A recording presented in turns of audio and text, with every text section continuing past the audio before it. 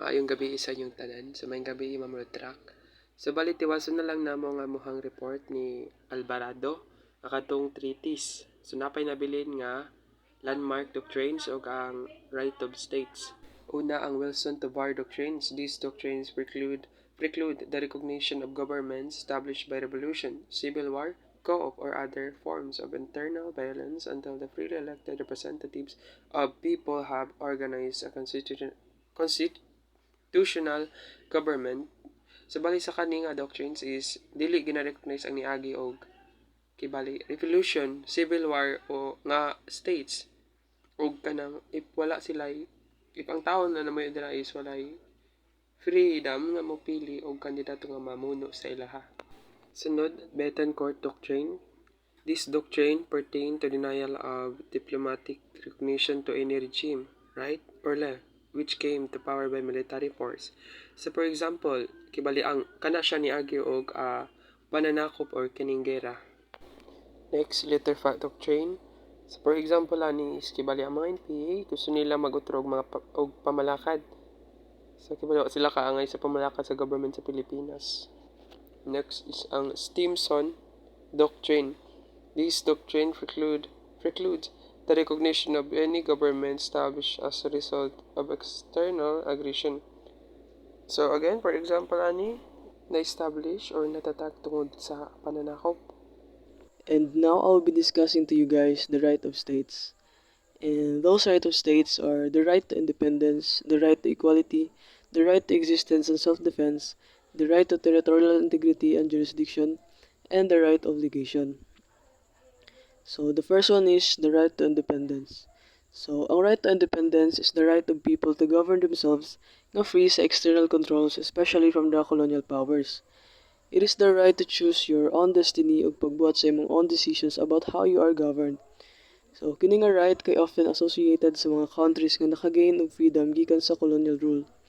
But pwede sab siya ma-apply sa mga groups within existing states that also seek self-governance. So ikaduha is the right to equality. So ang right to equality is a fundamental principle sa international law, meaning ang tanan kung states regardless sa size, power ug wealth are considered equal sa ilang legal nga katayuan ug karapatan. So this principle kay nakasulat sa United Nations Charter nga nagasaad nga tanan members kay equal. Ang right to equality kay essential sa pag-maintain og order and stability sa international system. So ikatulo is the right to existence and self-defense. So the right to existence and self-defense is also a fundamental principle in international law.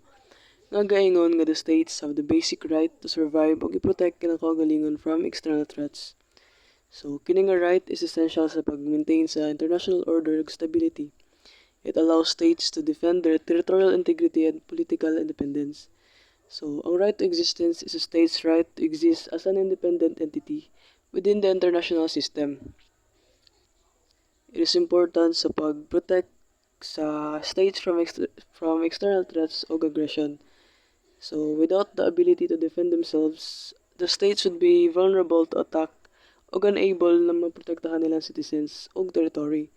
So the right to existence and self-defense is a cornerstone of international law, ensuring the survival and security of states.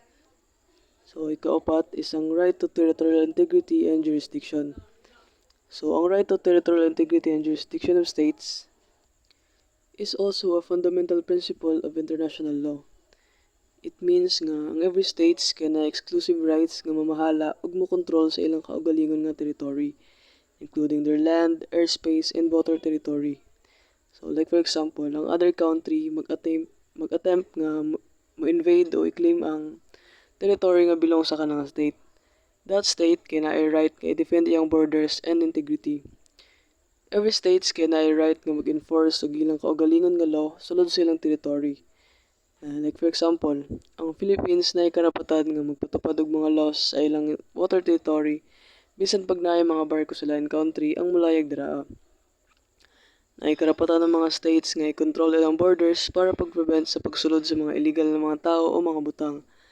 Like for example, ang United States na ay right nga mag-enforce og immigration law para ma-prevent ang pagsulod sa mga illegal immigrants sa ilang territory. So in other words, ang right to territorial and jurisdiction gives them a power para ma-manage yung states ilang own territory o para maprotektahan nilang territory sa mga external risk.